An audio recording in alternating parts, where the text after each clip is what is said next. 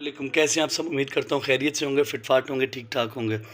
तो जी, आज है 10वां मुहर्रम, योम आशूर। तो आप सबको पता है कि योम आशूर को क्या हुआ था।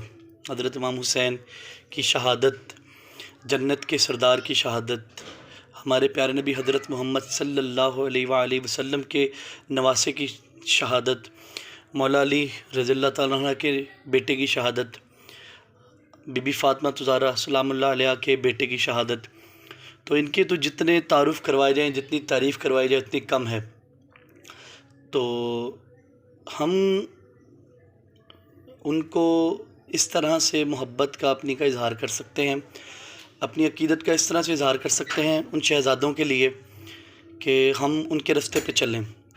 हम जिस जिस चीज़ के लिए उन्होंने दीन के लिए अपनी जान कुर्बान की, दीन की बका के लिए, तो हम दीन पे चल के उनके जो उन्होंने जान के नज़राने पेश किए उसका हम हक़ तो नहीं अदा कर सकते, लेकिन हम कोशिश कर सकते हैं कि हम उनके रास्ते पे चलें, ताकि कम अज़ कम जो उन्होंने शहादतें दी उसका कुछ सिला तो मिल सके उन्हें। सिला तो अल्लाह की ज़ात देगी, लेकिन कम अज़ कम इस दुनिया में हम जो हैं वो आखिरत में रोज़े महशर उनको अपना चेहरा दिखा सकें। हम उनको अपना चेहरा दिखा सकें रोज़े महशर के आका, हम आपके नक्शे कदम पे चल के आए।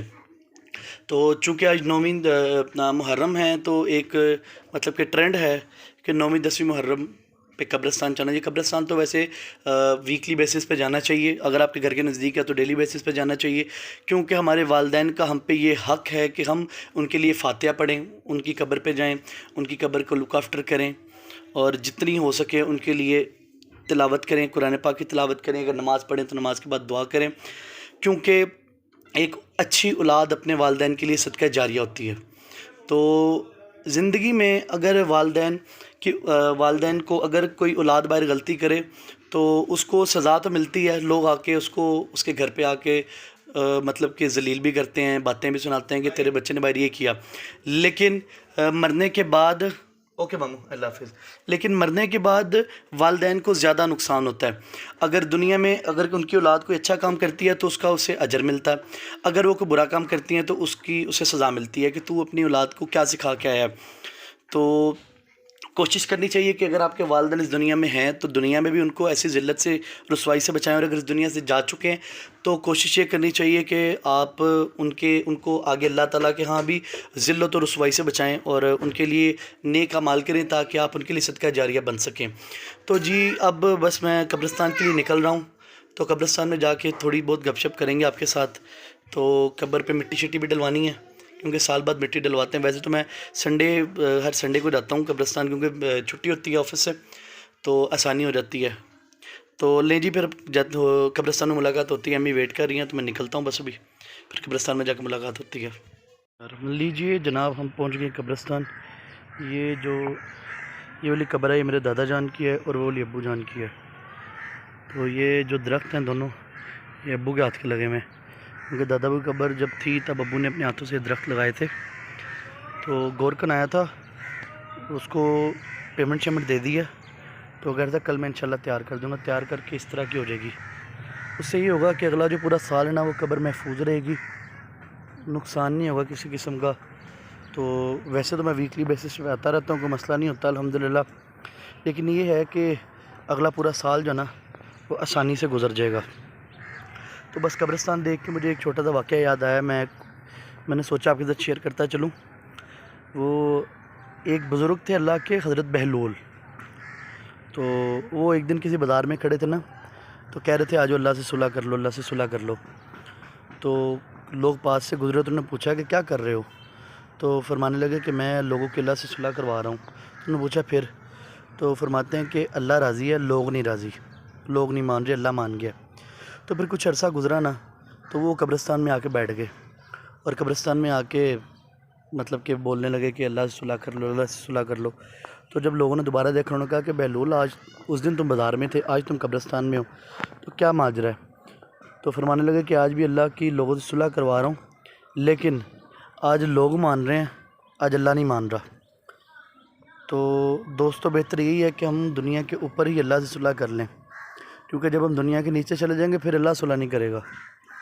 तो अभी मेरा ख़्याल है कि हमें हमारे लिए बड़ा आसान है कि अल्लाह ताला से सुलह करना, अल्लाह ताला की खुशनुदी हासिल करना। तो मेरी अल्लाह ताला से गुजारिश है, अल्लाह ताला से दुआ है कि अल्लाह ताला आप सबके साथ साथ मुझे भी जो है ना वो अल्लाह की खुशनुदी हासिल करने की तौफीक अता फ़रमाए। मैं कब्रिस्तान से बाहर निकल रहा हूँ, फ़ातिहा खानी मैंने कर लिया है। आप सबसे गुजारिश है, दुआ करूँगा कि मेरे अब्बू और मेरे दादा अब्बू के लिए लाजमी फ़ातिहा पढ़िए, बल्कि जितने मुसलमान इस दुनिया फ़ानी से रुखसत हो गए हैं उन सब के लिए आज के दिन साले सवाब के लिए फ़ातिहा लाजमी पढ़ें, क्योंकि ये वो दुआ है जिसकी कल को हमें भी ज़रूरत होगी। हम आज किसी के लिए पढ़ेंगे तो कल को कोई हमारे लिए पढ़ेगा। बस अब मैं कब्रिस्तान से निकल रहा हूँ, तो घर जाके इंशाल्लाह आपको जो इमाम हुसैन अलैहिस्सलाम की शान में एक दो लफ्ज़ सुनाऊँगा और फिर आपसे इजाज़त चाहूँगा, और आज की वीडियो का करेंगे एंड। फिर इंशाल्लाह कल मुलाकात होगी एक नई वीडियो के साथ। जनाब अब हम घर आ चुके हैं। तो मैंने आपसे कहा था कि इमाम हुसैन की शान में एक दो अल्फाज जो मेरे बहुत फेवरेट हैं, दो शेर, वो सुना के आपसे इजाज़त चाहूँगा।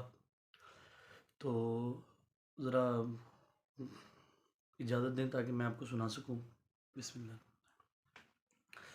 हुसैन तेरी अजीम हस्ती, हुसैन तेरी मिसाल कोई नहीं, हुसैनियत दा कमाल तूएं, तेरे तो वद के कमाल कोई नहीं। हुसैन तेरे ख्याल वर्गा किसे नू आया ख्याल कोई नहीं। हुसैन तेरे ख्याल वर्गा किसे नू आया ख्याल कोई नहीं। हुसैन तेरा ही हौसलाए लुटा के सब कुछ मलाल कोई नहीं।